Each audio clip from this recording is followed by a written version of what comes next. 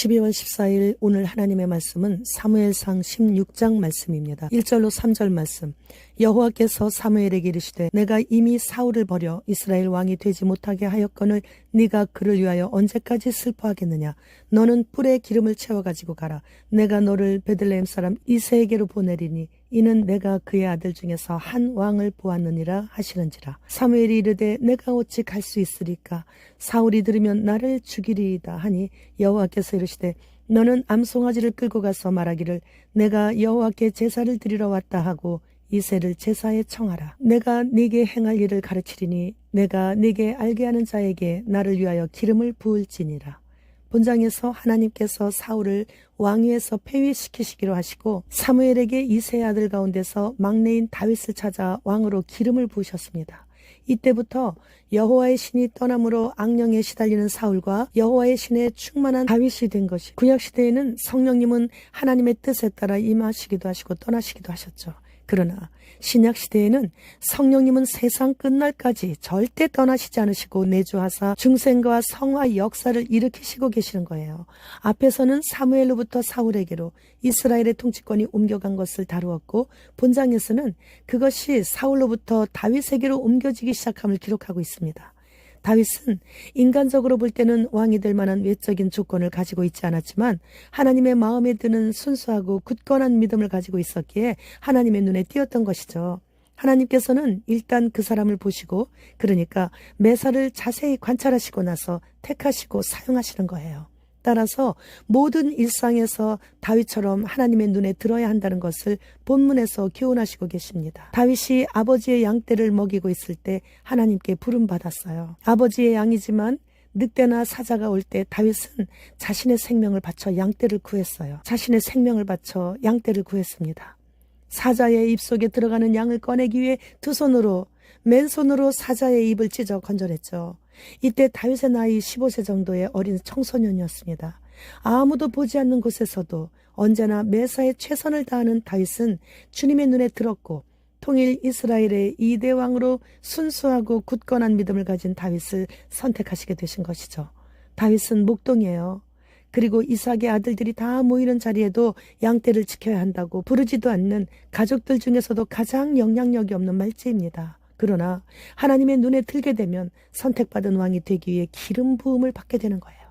이제는 우리에게 짧은 시간만 남아 있습니다. 지금부터라도 하나님의 눈에 들 수 있도록 순수하고 굳건한 믿음으로 하나님의 눈앞에서 살아야 해요. 저는 몽골에서 정치적인 문제로 선교사들 추방시킬 때 한국에 와서 목회를 시작한 지 올해로 13년째입니다.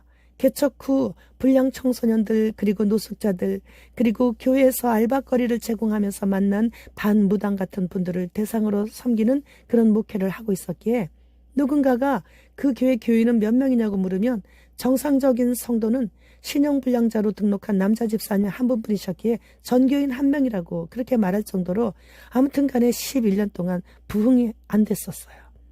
처음에 목회를 시작할 때 가슴 부풀렸어요. 몽골에서 천막 쳐놓고 할 때처럼 그렇게 엄청나게 몰려들 줄 알았죠.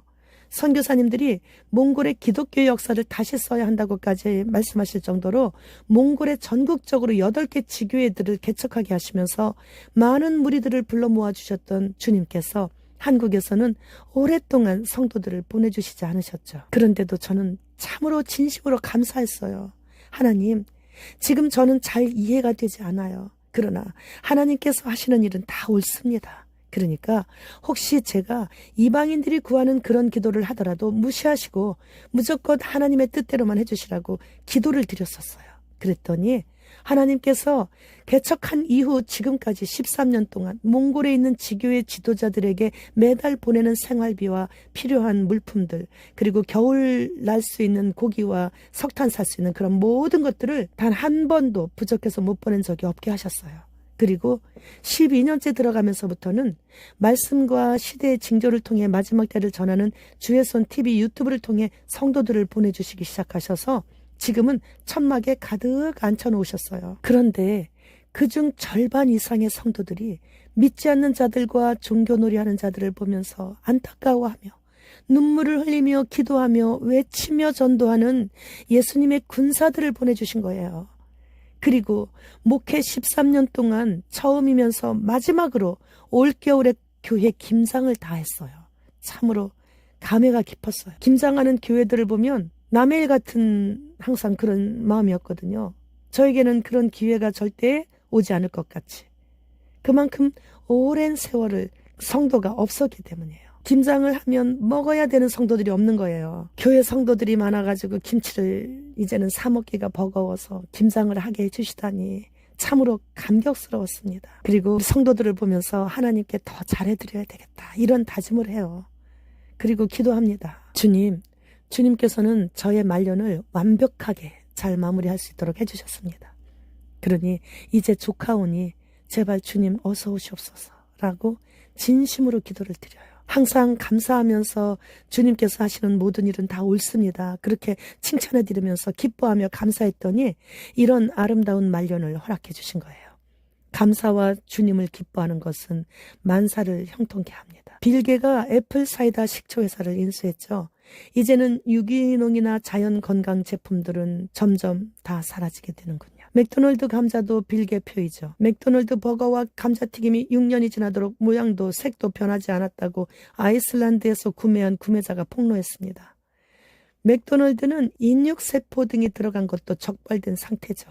이제는 식초 회사까지 빌 게가 인수했으니 빌 게 표의 제품들은 모두 다 화학 성분의 보존제로 코팅을 하게 될 것입니다. 지금이라도 썩지 않는 생활 식용품들을 조금이라도 급히 구매해야 하는 시대에 우리는 지금 살고 있어요. 러시아 인공지능 로봇이 세계 최초로 러시아 전시회에서 웨딩드레스를 입고 사람처럼 포옹하면서 결혼식을 거행하는 영상을 봤습니다. 이달부터 우리나라 17개의 은행에서 카드 없이도 QR코드로 입출금되고 있죠.